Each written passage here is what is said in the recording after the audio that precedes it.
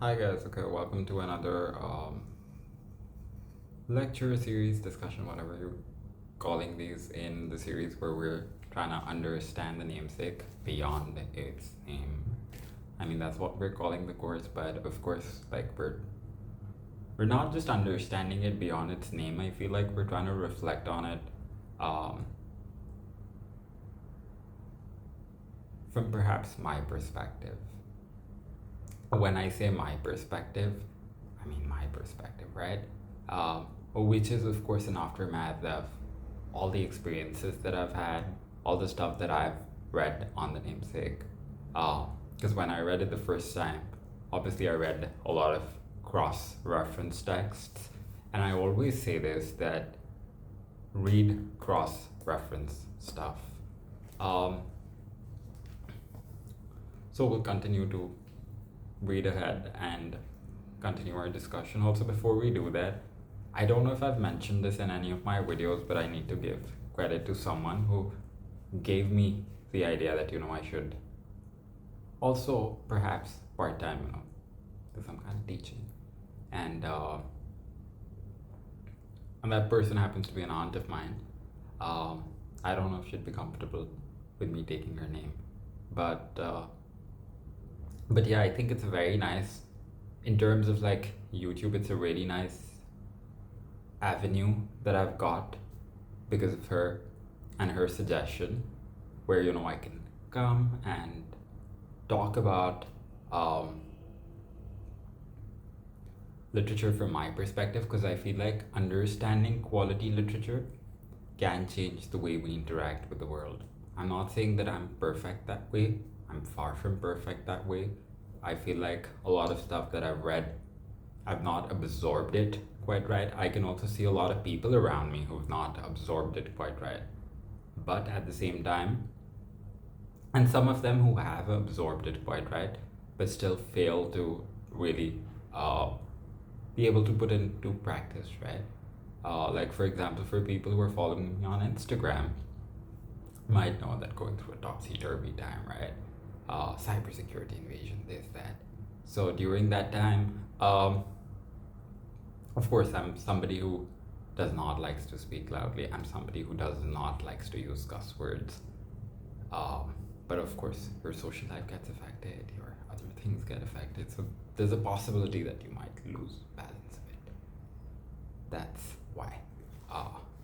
Lost a bit of balance, but you can always ground yourself again.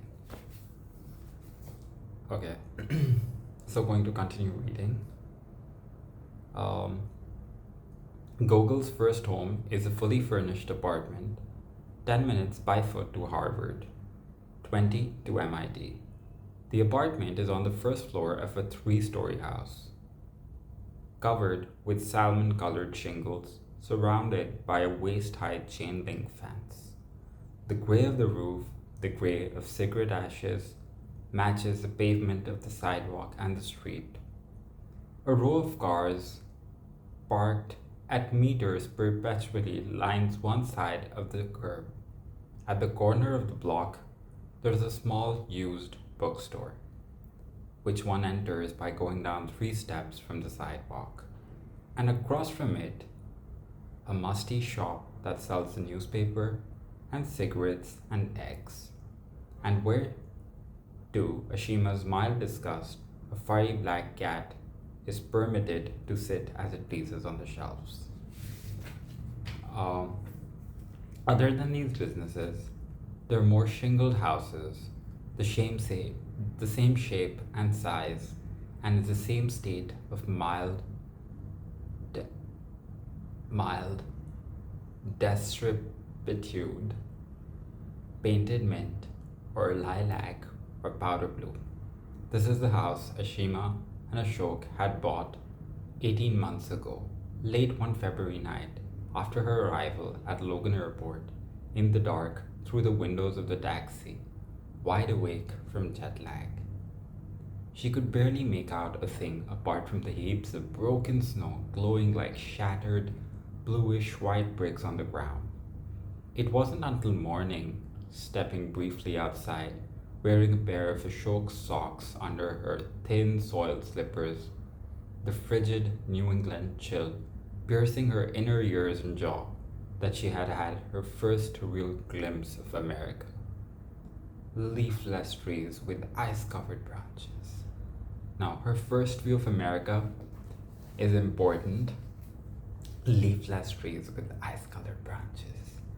Because remember, when she was moving to America, she was excited, right? Because now she's married to Ashok, she's moving with him. And she also, during the during the scene where during the scene when Ashok visits her, remember, the parents ask that it's a country far away from here. You won't know anybody over there, all of that stuff. So, will you be okay over there? And she said that he'll be there, right? So, that part, that that's her first view of America. It's leafless, it's lifeless. There are things which are just not alive. Because also keep in mind the reflections that she had in the hospital, right? That people either move out of India to suffer or die and live a miserable life, and it's like a lifelong pregnancy and all of that stuff.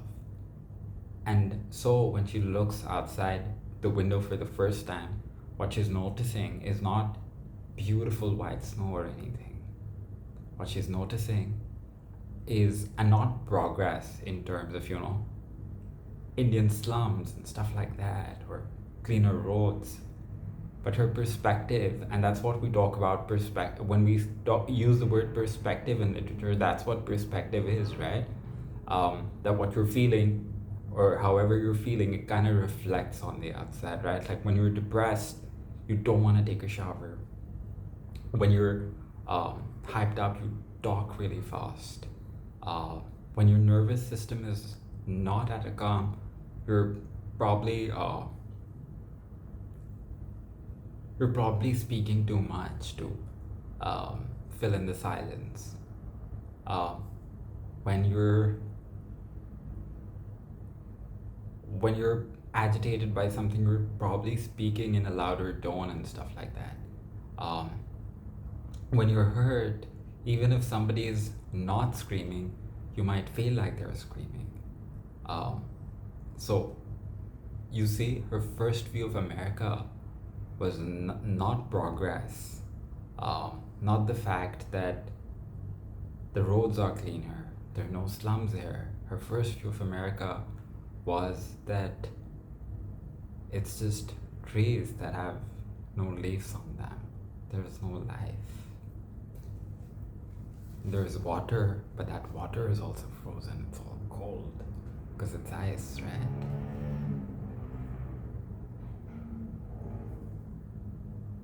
Okay,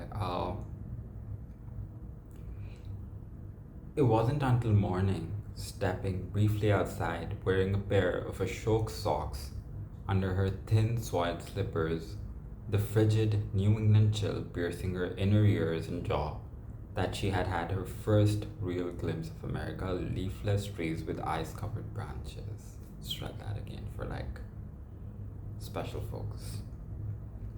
Dog urine and excrement embedded in the snowbanks. She's not looking at the whiteness of the snow. She's focusing on the fact that there's dog urine. Not a soul on the street.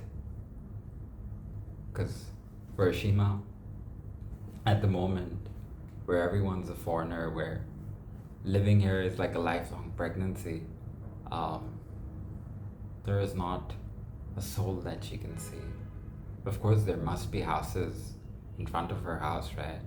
There are houses in the neighborhood, but she can't see any of that. So it's like there's not a soul out here. It's that lonely that she's feeling inside. She's also projecting on the outsides.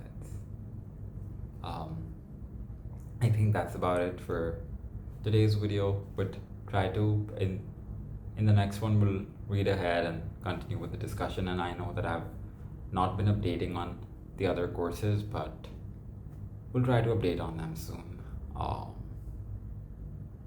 If you don't already follow me on Instagram, go and please